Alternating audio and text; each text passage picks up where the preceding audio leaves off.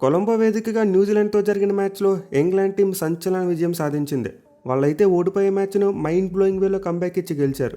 Mainly will jacks మరియు రెహాన్ అహ్మద్ ఒక mind blowing finishing touch ఇచ్చారు. అసలు చేజింగ్లో 17 ఓవర్లు ముగిసేసరికి చూసుకుంటే ఇంగ్లాండ్ టీంకి గెలిచే అవకాశాలు పెద్దగా ఏమీ లేవు. ఇన్ఫాక్ట్ మీరు ఒకసారి విన్ ప్రెడిక్టర్ చూడండి, స్క్రీన్ మీద పెడుతున్నా. న్యూజిలాండ్ టీంకు మ్యాచ్ని గెలిచేందుకు 87% ఛాన్స్ ఉంది. వేరేజ్ ఇంగ్లాండ్ టీంకి చూసుకుంటే 13% ఉంది. ఎందుకంటే లాస్ట్ 3 ఓవర్స్లో వాళ్ళు కొట్టాల్సిన టార్గెట్ ఏమీ చిన్న టార్గెట్ కాదు. లాస్ట్ 3 ఓవర్స్కి 42 రన్స్ కొట్టాలి. బట్ వాళ్ళ చేతిలో చూసుకుంటేనేమో కేవలం 4 వికెట్లు మాత్రమే ఉన్నాయి. సో దీంతో ఈ టైంలో న్యూజిలాండ్ టీం ఖచ్చితంగా తమ ఛాన్సెస్ను ఫ్యాన్సీ చేసుకుని ఉంటారు. అంటే మనం ఈజీగా మ్యాచ్ గెలిచేస్తాం, సెమీఫైనల్కి వెళ్ళిపోతామని చెప్పి ఫీల్ అయి ఉంటారు. బట్ విల్ జాక్స్ మరియు రెహాన్ అహ్మద్ కలిసి ఒక మైండ్ బ్లోయింగ్ ఫినిషింగ్ టచ్ ఇచ్చారు. 17 ఓవర్లో 22 పరుగులు రాబట్టారు. అండ్ దాని 18 ఓవర్లో 16 పరుగులు రాబట్టారు. దీంతో అక్కడితోనే మ్యాచ్ అయిపోయింది. ఇంగ్లాండ్ టీం కంబ్యాక్ ఇచ్చి ఒక సెన్సేషనల్ విక్టరీ కొట్టింది. సో విజయంతో అయితే ఇంగ్లాండ్ టీం సూపర్ 8ను అన్బీటెన్గా ఫినిష్ చేశారు. అంటే వాళ్ళు ఈ సూపర్ 8 స్టేజ్లో ఆడిన 3 మ్యాచ్లో గెలిచి దర్జాగా సెమీఫైనల్కి వెళ్ళిపోయారు. ఒక్క మ్యాచ్లో కూడా ఓడిపోలేదు. మోస్ట్ ఇంపార్టెంట్లీ ఈ మ్యాచ్లో ఇంగ్లాండ్ టీం యొక్క గెలుపు పాకిస్తాన్ టీంకి ఊపిరి పోసింది. అంటే ఇప్పుడు పాకిస్తాన్ టీంకి సెమీఫైనల్కి ఇంకా క్వాలిఫై అయ్యేందుకు ఛాన్స్ ఉంది. అదే మ్యాచ్లో ఇంగ్లాండ్ టీం కనుక ఓడిపోయిందంటే పాకిస్తాన్ టీం అటు నుంచి అటు ఇంటికి వెళ్ళిపోయేవారు.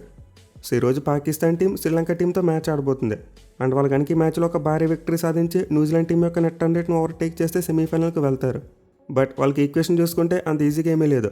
ఒకవేళ ఈ మ్యాచ్లో కనుక పాకిస్తాన్ టీం ఫస్ట్ బ్యాటింగ్ చేస్తే శ్రీలంక టీంను 65 పరుగుల తేడా తోడించాలి. అంటే 65 లేదు అంతకంటే ఎక్కువ రన్స్ డిఫరెన్స్ తోడిస్తేనే వాళ్ళ నెట్ 100 న్యూజిలాండ్ని క్రాస్ చేస్తుంది. లేదు చేజింగ్ చేయవలసి వస్తే శ్రీలంక టీం ఇచ్చే టార్గెట్ను 13 ఓవర్స్ లోపల కొట్టాలి. సో ఇదైతే చాలా వరకు కష్టమైన పని. పర్టికులర్గా పాకిస్తాన్ టీంకి చాలా కష్టం. ఎందుకంటే వాళ్ళ బ్యాటింగ్ చూసుకుంటే అంత గొప్ప ఫామ్లో ఏమీ లేదు. కేవలం వాళ్ళ ఓపెనర్ ఫర్హాన్ మాత్రమే మంచిగా బ్యాటింగ్ చేస్తున్నాడు. మిగతా బ్యాట్స్మెన్ అంతా ఏదో టీంలో ఉండాలి కాబట్టి ఉండాలి అన్నట్టు ఆడుతున్నారు. సో దీంతో రోజు పాకిస్తాన్ టీం మీద చాలా ఒత్తిడి ఉంటుంది. మెయిన్లీ శ్రీలంక టీం వాళ్ళు పరుగు కోసం ఆడతారు. కనీసం ఒక్క మ్యాచ్లో అయినా సరే గెలవాలని చూస్తారు. బట్ పాకిస్తాన్ టీంకు ఈ మ్యాచ్లో గెలుపు మాత్రమే కాదు, వాళ్ళు బిగ్ మార్జిన్తో గెలవాలి. మెయిన్ ఆ టీం చేజింగ్ చేయవలసి వస్తే ఈ టార్గెట్ని అందుకోవడం చాలా కష్టం. ఇన్ఫాక్ట్ ఫస్ట్ బ్యాటింగ్ చేసిన టీం భారీ స్కోర్ కొట్టడమే కష్టం. ఎందుకంటే ముందు చెప్పుకున్నట్టు ఒక ఫర్హాన్ తప్పితే టీంలో ఎవరు కూడా సరైన ఫామ్లో లేరు. పర్టికులర్గా వాళ్ళకి మిడిల్ ఆర్డర్లో సోట్ బాబర్ ఆజమ్ అపోనెంట్ టీమ్స్ కోసం ఆడుతున్నాడు. సో ఇప్పుడైతే న్యూజిలాండ్ టీం అసలు శ్రీలంకతో పాటు బాబర్ ఆజమ్ మీద కూడా ఉంటాయి. అంటే ఈరోజు పాకిస్తాన్ వాళ్ళు slowest of all time Babar ఆజమ్ను ప్లేయింగ్ లెవెల్లో పెట్టాలని చెప్పి న్యూజిలాండ్ వాళ్ళు కోరుకుంటారు. అండ్ అదేగానే జరిగితే వాళ్ళు ఆల్మోస్ట్ 50% సెమీఫైనల్కి వెళ్ళిపోయినట్టే.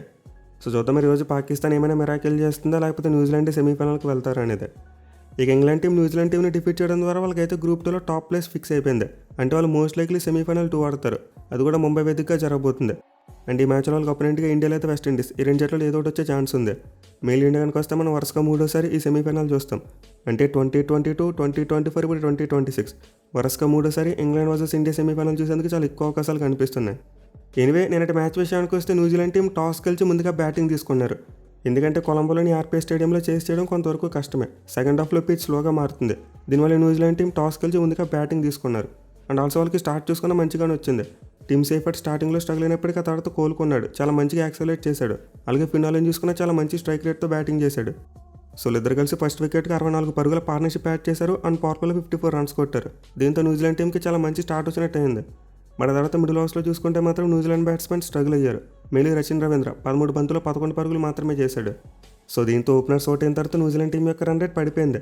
మళ్ళీ తర్వాత గ్లెన్ ఫిలిప్స్ మరియు మార్క్ చాప్మన్ వాళ్ళిద్దరి మధ్య వచ్చిన పార్ట్నర్షిప్లోనే కాస్త వేగం పెంచారు. కానీ ప్రాబ్లం ఎక్కడ వచ్చిందంటే గ్లెన్ ఫిలిప్స్ స్లో అయిపోయాడు.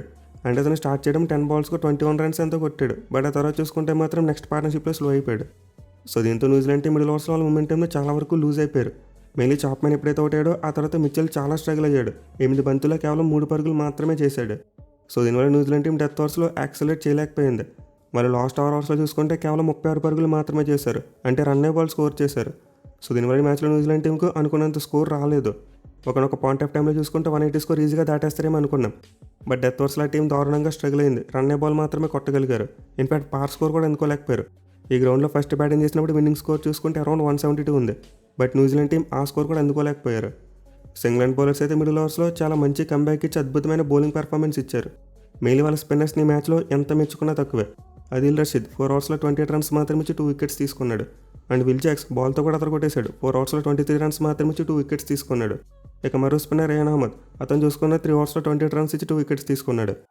అసలు ఇంగ్లాండ్ టీంకి ముగ్గురు స్పిన్నర్స్ కూడా చాలా అద్భుతమైన బౌలింగ్ చేసి ఆ టీం కంబ్యాక్ చేసేలా చేశారు. పర్టికులర్గా ఇంగ్లాండ్ కెప్టెన్ హ్యారీ బ్రూక్ ఒక గ్యాంబ్లింగ్ తీసుకున్నాడు చివరిలో.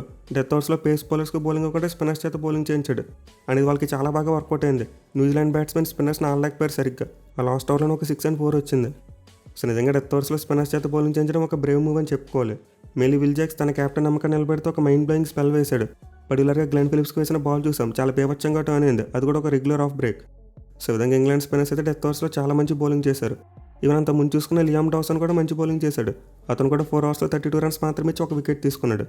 సో ఓవరాల్గా చూసుకుంటే ఇంగ్లాండ్ బౌలింగ్లో 16 ఓవర్స్ స్పిన్ బౌలర్స్ వేశారు, 4 ఓవర్స్ మాత్రమే పేస్ బౌలర్స్ వేశారు. అంటే దీన్ని బట్టి అర్థం చేసుకోవచ్చు వాళ్ళు స్పిన్ ఏ రేంజ్లో యూజ్ చేశారు అనేది. అయితే టార్గెట్ చేసింగ్ విషయానికి వస్తే ఇంగ్లాండ్ టీం తడబడింది. మరోసారి వాళ్ళ ఓపెనర్స్ 3 వికెట్స్గా మారిపోయారు. ఫిల్ సాల్ట్ 2 పరుగులు మాత్రమే చేశాడు అండ్ జాస్ బట్లర్ చూసుకుంటే డక్అవుట్. సో ఇంగ్లాండ్ టీం ఎప్పట్లానే వాళ్ళ ఓపెనర్స్ని తొందరగా కోల్పోయింది. 2 పరుగులకి 2 వికెట్లు పడిపోయాయి. బట్ తర్వాత చూసుకుంటే ఒక మంచి పార్ట్నర్షిప్ వచ్చింది. హ్యారీ బ్రూక్ మరియు Jacob Bethell 35 బాల్స్కి 48 runs partnership add చేశారు. దీంతో ఇంగ్లాండ్ టీం మెల్లగా చేతిలో కోలుకున్నట్టు అయింది. అయితే క్రూషియల్ టైంలో న్యూజిలాండ్ టీం ఈ పార్ట్నర్షిప్ను బ్రేక్ చేసింది. గ్లెన్ ఫిలిప్స్ హ్యారీ బ్రూక్ను అవుట్ చేస్తే రచిన్ రవీంద్ర జాకబ్ బెథెల్ను అవుట్ చేశాడు. దీంతో ఇంగ్లాండ్ టీం మీద మళ్ళీ ప్రెజర్ పడింది. బట్ అగైన్ వాళ్ళైతే మరి పార్ట్నర్షిప్ యాడ్ చేశారు. ఈసారి టామ్ బ్యాంటర్ మరియు శామ్ కరణ్ వీళ్ళిద్దరు కలిసి 35 బంతులు 42 పరుగులు చేశారు. సో దీంతో ఇంగ్లాండ్ టీం ఎక్కడ కూడా చేతిలో కన్సిస్టెంట్గా వికెట్లు కోల్పోలేదు. స్టార్టింగ్లో 2 వికెట్స్ పడ్డాయి, ఆ తర్వాత మళ్ళీ 50s ఉన్నప్పుడు 2 వికెట్లు పడ్డాయి, మళ్ళీ ఆ తర్వాత చూసుకుంటే 100s ఉన్నప్పుడు మరో 2 వికెట్స్ పడ్డాయి. అంటే న్యూజిలాండ్ టీం మళ్ళీ పార్ట్నర్షిప్ని బ్రేక్ చేసి కంబ్యాక్ ఇచ్చారు. రచిన్ రవీంద్ర బోత్ బ్యాంటర్ మరియు శామ్ కరణ్ ఇద్దరిని అవుట్ చేశాడు. సో దీంతో ఇంగ్లాండ్ టీంకి ఈక్వేషన్ చివరిలో కాస్త కష్టమైంది. మేలీ విల్ జాక్స్ స్టార్టింగ్లో టైం తీసుకున్నాడు. ఐ థింక్ 10 బంతులు 8 పరుగులు మాత్రమే చేశాడు. సో దీనివల్ల ఇంగ్లాండ్ టీం మ్యాచ్ గెలవాలంటే 17 బంతులు 42 పరుగులు చేయవలసిన సిచ్యువేషన్ ఏర్పడింది.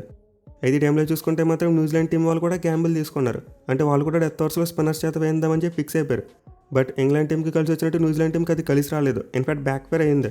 గ్లెన్ ఫిలిప్స్ వేసిన 17 ఓవర్లో విల్ జాక్స్ విరుచుకు పడ్డాడు. ఒక 6తో పాటు 2 4లు కొట్టాడు. అలాగంత ముందు చూసుకుంటే రేహాన్ అహ్మద్ కూడా ఓవర్లో ఒక 6 కొట్టాడు. సో మొత్తం మీద ఫిలిప్స్ వేసిన 18 ఓవర్ అయితే గేమ్ టర్నింగ్ పాయింట్, ఏకంగా 22 రన్స్ వచ్చాయి. అలాగే తర్వాత నెక్స్ట్ ఓవర్ మిచెల్ శాంట్నర్ వేసిన చూసుకుని ఆ ఓవర్లో కూడా 16 పరుగులు వచ్చాయి. మేలీ ఓవర్లో రేహాన్ అహ్మద్ ఒక 4 and 6 కొట్టాడు. అలాగే ఓవర్లో రన్నింగ్ బిట్వీన్ వికెట్స్ కూడా చాలా తెలివిగా చేశారు. 2 డబుల్స్ మీద 2 సింగిల్స్ తిరిగారు. సో దీంతో ఓవర్లో కూడా ఇంగ్లాండ్ టీంకి 16 పరుగులు వచ్చేసాయి.